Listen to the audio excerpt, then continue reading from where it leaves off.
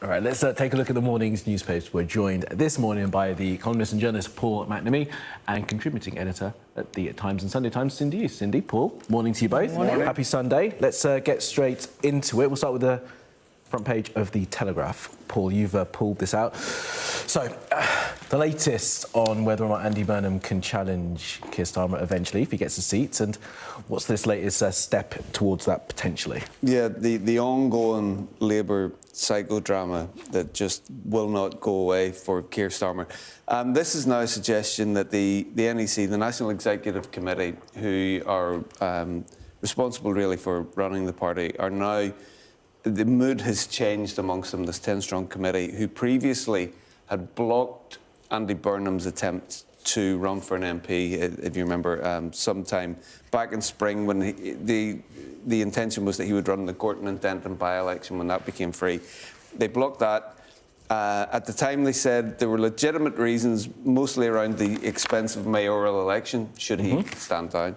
But now they're saying, well, hold on.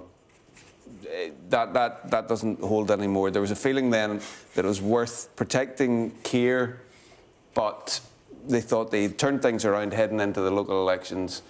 That's not going to that is not going to happen. So now the mood music suggests they're going to pull back from that, and they're going to allow Burnham is the example, but the implication is that, well, somebody else could also come in now, should they wish. Yeah, and obviously a lot of people are saying, but how can Andy Burnham run for the leadership when he isn't even an MP? Yesterday, The Guardian was suggesting that there were various MPs that were prepared to give up their seat to let him run for them. But that, even if that were to happen, it's a long process, isn't it? So, I mean, how realistic is it? A, do you think that Keir Starmer will receive a challenge? And B, that Andy Burnham could be the person that takes Big question. Massive question. Sorry, really big questions. I mean, Take on the first one, I think it depends on how bad, obviously, the local elections really are. We're hearing at the moment that it will be something like 18 to 19,000 council seats lost, which is way above the threshold. How many? 18 to 19,000, 100, sorry, did I say 1,000? I mean 18 to 1900, which is way above the 1,500s that a cabinet minister told my colleague on the Sunday Times last weekend would be the threshold at which cabinet would have a nervous breakdown, was the words that they used. So it's looking pretty bad. It could also be expectation management, that, you know, if you're expecting bad, you're not going to get as bad. We will see. But the Labour Party doesn't have a tendency of regicide. So in that, we shall see if they break away from that. It is also, of course, difficult. As you mentioned, Andy Burnham is not really an MP. West Streeting, you know, has its own links with Peter Mandelson, Angela Rayner's tax affairs, we all know about that. You know, there's no obvious person to succeed at the moment and no obvious way to wield the knife. So really, I think it comes down to whether or not they decide on the Friday or on the Saturday what they do. I don't know if anyone really knows for sure at the moment. And I've forgotten your second question. It was whether or not Andy Burnham is likely to win, given all the hurdles he has to leap over to get into a position. The timings don't quite work out, do they? But I think at the same time, if Keir Starmer isn't ousted after the local election immediately, then, you know, you can see how the pieces can start to fall into place for a challenge later in the year. Because, frankly speaking, Keir Starmer is not going to have more power or more popularity later in the year than he will now. He is basically a dying man walking, as it were. It feels like they're talking themselves... It just takes one more kind of push. Yeah, it feels like they're talking themselves into it around the election, because that will be when the momentum is there. And if they do wait till later in the summer, you might get into this argument that Keir Starmer's made in the paper. That, you know, the world is in crisis, the country's in crisis, let's not do this now. He is pretty resilient. That piece you're talking about is an op-ed in The Observer, in which he's doing this thing that he seems to every now and again, and that's saying, well, this is it, this is year zero, we're starting again, and I'm going to show you how we're going to do it. And he said, because he uses language that kind of harks back to Tony Blair with the hand of history, and he said, there are moments in history that shape our future for generations, and this is one. And then he goes in to explain it. One thing that caught my eye on that was he references Clement Attlee, and how Clement Attlee, after the Second World War, as he said, faced with new threats in a fractured, broken world, he then galvanised things. I remember ahead of the election, ahead of the general election, when it was a big issue, we got a piece from Keir Starmer, and he said he would be as bold as Attlee then. Now, that's a couple of years ago. And I don't know if that's still in his mind or he's thinking, maybe it's about time I started being as bold as Attlee. But this particular piece doesn't really say anything. It's a couple of bromides, you know, it's a rule of three. He's going to do something on defence, energy and security, economic security. But I don't know whether he is going to go, because it feels like no matter what he's going to fight hits him, he fights and he comes back. Yeah, and he's arguing, essentially, we don't need infighting at a time like this, exactly. basically, because the infighting might do me in.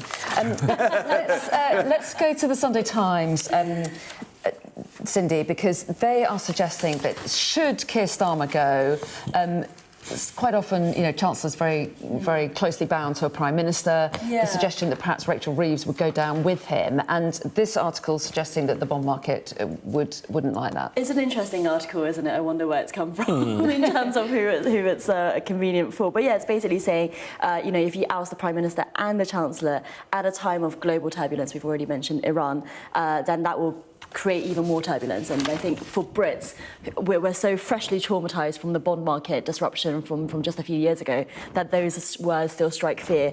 At the same time, others in the party say perhaps Ed Miliband should be replacing Rachel Reeves. There are other candidates. And that actually, if the tables were turned and if this was a hard left Prime Minister and a hard left Chancellor, there's no way the soft left wing of the party would say that the Chancellor would also remain. So it feels like a bit of a pledge for stability, a bit of a Reeves camp trying to save her, knowing that, pricing in that Keir Starmer is on his way out. At the same time, I'm not sure it's that persuasive. It's just not the way that things tend to be done. And yet, when there were rumours about Rachel Reeves going before, the bond market did react. It did, yeah. Yeah, absolutely. And also, remember when she had to axe those welfare cuts as well, it was actually the market supported her side, which is to continue with the cuts, and she was forced to pull away from that, presumably by political pressure. I mean, what she does have an impact. Remember, she was upset in the Commons. That had an impact on the markets as well exactly, that day. Yeah. So they obviously are watching very closely Rachel Reeves being next to Keir Starmer. They do seem bound together, so it is interesting, as you say, where this story has been sort of planned to. Yeah, and I think actually the markets maybe do like Reeves, but actually business people don't like Reeves. You know, there's so many British business people who are thinking that she's a high taxing, a low vision kind of chancellor that they've been had a bit, basically. But it's possible that the global markets like her a little bit more. Let's move on to a story in the Mail on Sunday. This was news that we were talking about yesterday on this show, weren't we? That Donald Trump is pulling out 5,000 US troops from Germany. The suggestion being that he's a bit miffed at some of the comments that Chancellor Merz has made about his operation in Iran. Imagine learning that Donald Trump is so thin-skinned that he would come up with some policy decision based on a personal, what he feels is a personal slight.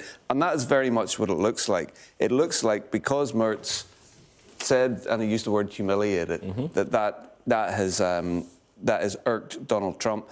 Now, that's all well and good, and there's stories around in different papers suggesting that the military in America only learned about this happening when the Pentagon announced it publicly, rather than which does then show that it was something very much on the hoof.